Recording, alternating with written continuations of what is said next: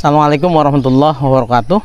Hari ini saya berada di rumah saja, tentu karena hari Minggu, dan kita lewati dengan setengah hari tadi itu melakukan pertemuan Zoom meeting untuk webinar secara nasional yang diselenggarakan oleh komunitas WA grup guru besar dan doktor dari KAHMI, keluarga alumni HMI.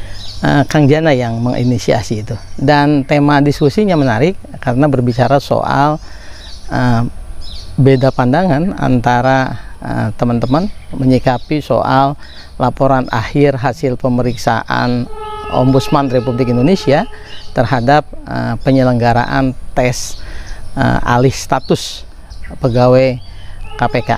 Nah, kemarin itu terakhir sekali perkembangannya adalah ketika KPK menyampaikan keberatan dengan argumentasi dan pertimbangannya kepada Ombudsman.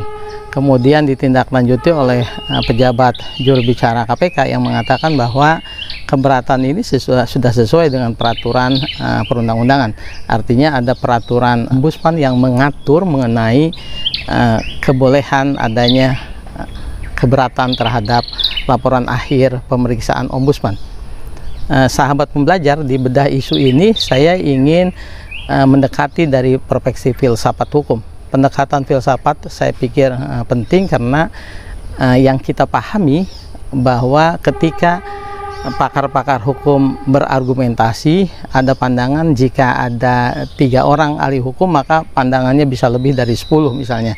Kalau ada 2 ahli hukum bisa jadi 5 pandangannya. Nah, mengapa itu kemudian terjadi? Karena hukum dilihat dari perspektif kefilsafatan, aliran pemikiran besar tentang hukum saja kan yang mainstream saja misalnya ada 5.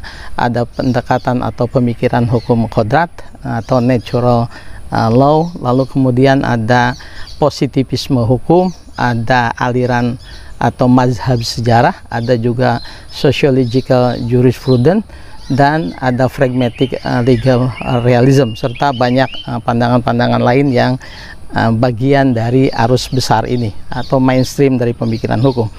Jika kita dekati persoalan yang kita simak misalnya dari kasus adanya LH, laporan akhir hasil pemeriksaan Ombudsman terhadap pelaksanaan dari tes alih status pegawai KPK. Kalau pendekatan positifis hukum tentu saja melihat apakah tes ini dilaksanakan oleh KPK ini sesuai dengan prosedur peraturan perundang-undangan tidak. Ada undang-undang KPK, ada undang-undang ASN, ada undang-undang kepegawaian sebelum undang-undang ASN yang kemudian itu dijadikan rujukan. Dengan membaca, menerapkan lalu menafsirkan peraturan perundang-undangan secara legal positivism, positivisme hukum, tentu saja kesimpulannya nanti akan sampai kepada akhir bahwa ini sesuai dengan argumentasinya, sesuai dengan norma-norma peraturan perundang-undangan. Pendekatannya bisa saja melalui pendekatan deduktif, misalnya ada peraturan perundang-undangan, kemudian ini ada soal tes wawasan kebangsaan dan ternyata misalnya cocok. Tetapi jika kita kemudian juga melakukan pendekatan lebih dalam lagi, ada keadilan yang bersifat prosedural, dan ini juga disampaikan tadi oleh Prof. Susi misalnya, ada juga keadilan substansial. Apakah kemudian tes yang dilakukan terhadap pegawai KPK yang berasal dari berbagai institusi, ada yang dari Kepolisian Negara Republik Indonesia, ada yang dari Kejaksaan, ada yang dari PNS, bahkan ada dari lembaga-lembaga pemerintahan lainnya, ini tentu saja misalnya apakah kemudian prosedur itu harus diberlakukan sama sesuai dengan bunyi kaidah dari undang-undangnya. Kata-kata dapat misalnya seperti tadi dikomentari oleh narasumber lainnya, Mas Aan dari Universitas Brawijaya. Nah, tentu saja pendekatannya, ketika pendekatan berbeda hasil juga tentu berbeda, karena hukum tidak hanya sekedar peraturan perundang-undangan, tetapi hukum juga harus juga memenuhi rasa keadilan. Pak Tapip, salah satu narasumber, Pak Dr. Tapip dari Universitas Tadulako, mengatakan selama ini kita jangan kemudian berpikir bahwa keadilan itu adalah persamaan perlakuan saja, tetapi juga harus melihat keadilan itu adalah pengakuan?